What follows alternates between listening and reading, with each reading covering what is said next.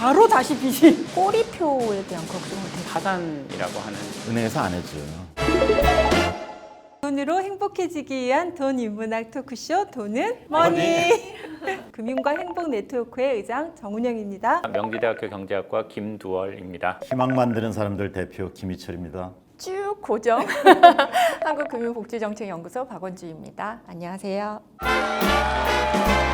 빚을 잘 갚으면 좋을 것 같은데요. 이게 뭐 갚지 못하는 이유들도 또 다양하잖아요. 그래서 이 빚을 갚지 못하는 사람들에게 다시 희망과 용기를 줘서 삶을 살아가도록 하는 것은 되게 사회적으로 중요한 내용인데요. 빚을 저신용 고금리를 하게 되면 빠져나오지 못하는 이유, 그 원리에 대해서 대표님 한번 말씀해 주세요. 이게 가슴 아픈 이야기인데 재미없는 이야기인데 되게 쉽게 이야기할게요. 이제 대학교를 졸업했어요.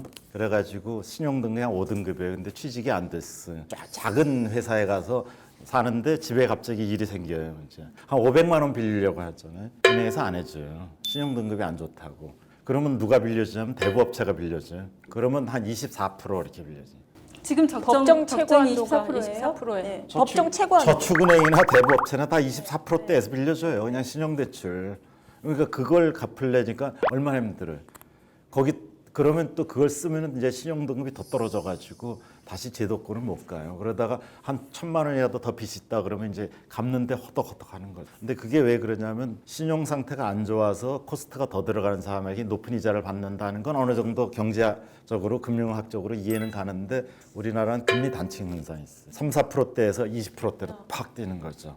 그러다 보니까 중간이 은행은 없다라는 거죠. 위험한 사람 다 배제시키고 이쪽은 다 나머지 사람 다 위험한 사람을 봐서 24%대 받고 그래서 이게 지금 한번 들어가면은 못 빠져나오는 이런 원리가 되는 거죠. 중요한 건 이게 이제 또 돈 문제로 끝나지 않고 이 돈 문제가 항상 가정에 또 위협을 주고 가정이 안전하지 못한 여러 문제들이 또 발생하잖아요. 그런 것들도 같이 한번 이야기를 해주시죠. 돈이 돈 문제로만 그치는 게 아니라 일단 부부싸움 해야죠. 네, 그렇죠. 부부싸움 해야 돼. 심해지면 이혼해야죠. 그렇죠. 잠깐 물어보고 싶어요. 교수님 부부싸움의 이유 아니면 시간이 없으셔가지고 못 하시는 거 아니세요?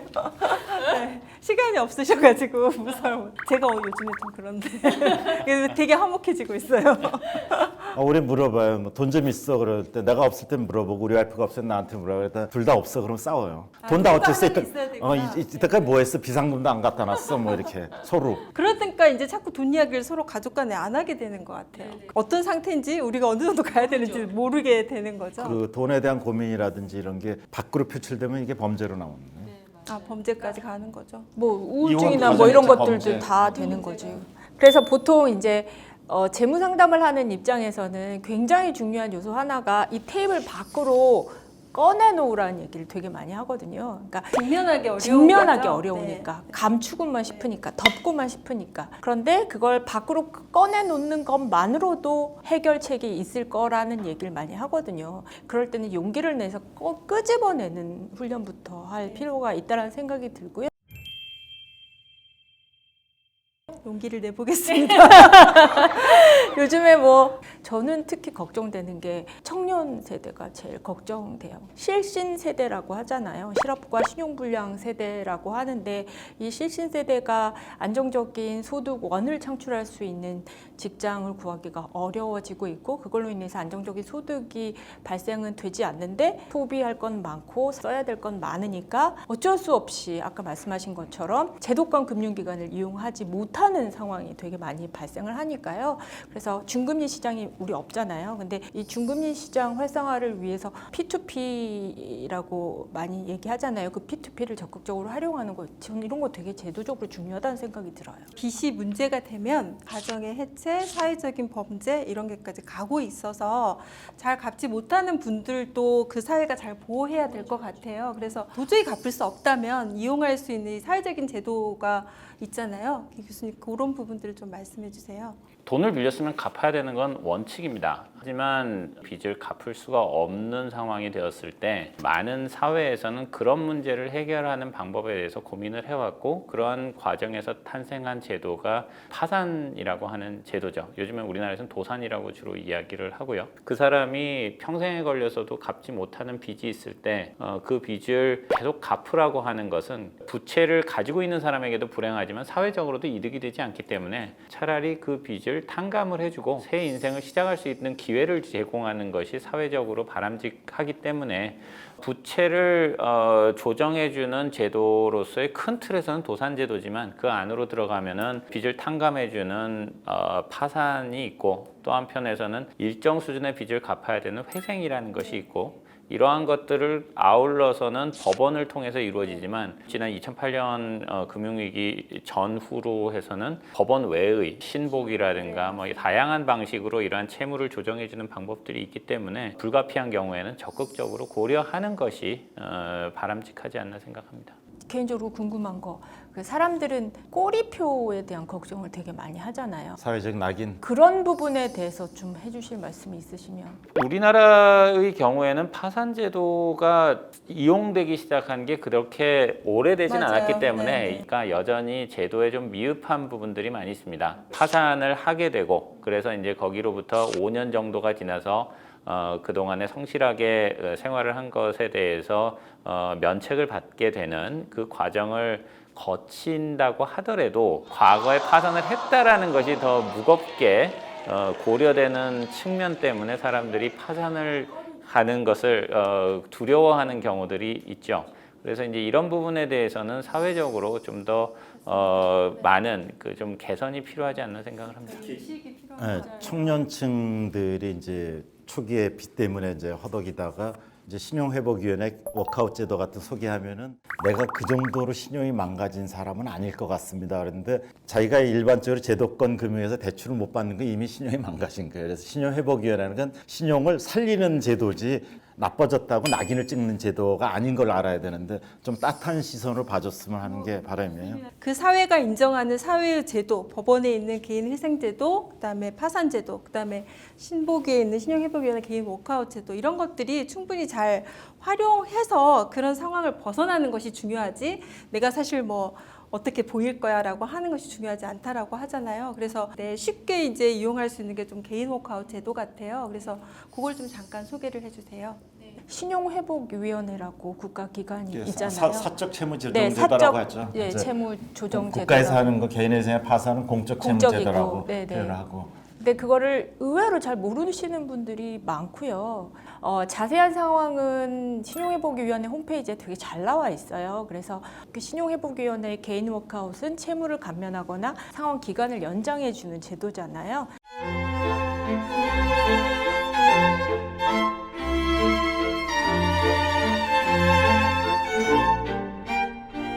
그걸 받을 수 있는 사람이 모두가 아니라 조건들이 있으니 그 조건에 해당하는지를 한번 살펴볼 필요가 있고 부정적인 잘 시각으로 활용하라. 네. 보시는 것보다는 자신의 상황에서 필요한 것들은 적극적으로 쓸 수 있었으면 좋겠다라는 생각이 들어요. 빚이 있는데 갚지 못하면 추심을 당하게 되잖아요. 근데 이제 이런 거에 제도권 안으로 들어오면 추심 자체가 일단 중단되거든요. 추심을 당하시는 분들이 너무 예전 생각을 하고 두려워하는데요. 그렇죠. 그런 것들을 사실 핸드폰이나 이런 거에 녹음하시거나 잘 이겨내실 수 있는 방법들이 많이 있어서 그런 공포심에서 일단 벗어나고 내가 제도적으로 구제받을 수 있다라는 생각을 좀 하고요. 자, 제도적인 측면으로만 이 빚에 대한 문제를 해결할 수 없어서 저는 사후적으로 이분들이 이제 양쪽으로 벗어났다고 하더라도 그 다음에 오늘 다 빚을 면책을 받아서 없었어요. 그럼 그 다음부터 어떻게 다시 살 거냐라고 할 때 방법이 없으면 바로 다시 빚이 생길 것 같거든요.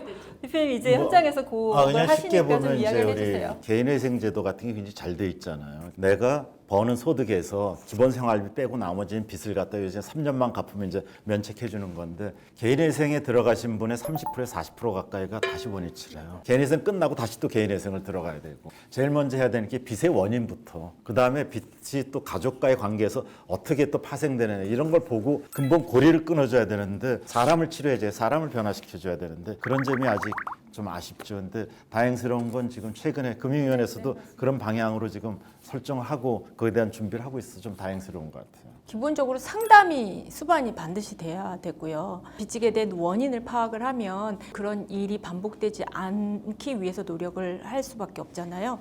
반드시 부채 관련 상담 센터가 그래도 꽤 많아지고 있기 때문에 그런 상담 센터를 적극적으로 활용해 보시. 지금 활용할 수 있는 그 개인적인 공적인 상담 센터를 좀 말씀해 주세요. 네, 뭐 서민금융통합지원센터나 금융복지상담센터 뭐 이런 것들이 꽤 많아요. 전국적인 지부가 쭉 있어요. 그것들을 혼자 끙끙 앓지 말고 그래서 나의 원인을 파악하고 그 원인을 해결하기 위한 노력들을 의식적으로 되게 많이 할 필요가 있다는 생각이 들어요. 우리 의장님 맨날 이야기하자 돈은 뭐니 하는데 돈은 재무적인 문제가 아니에요. 돈은 심리적인 문제예요. 부채 문제 해결하는 것도 심리적인 치료가 병행하지 않으면 이거 그대로 반복돼요.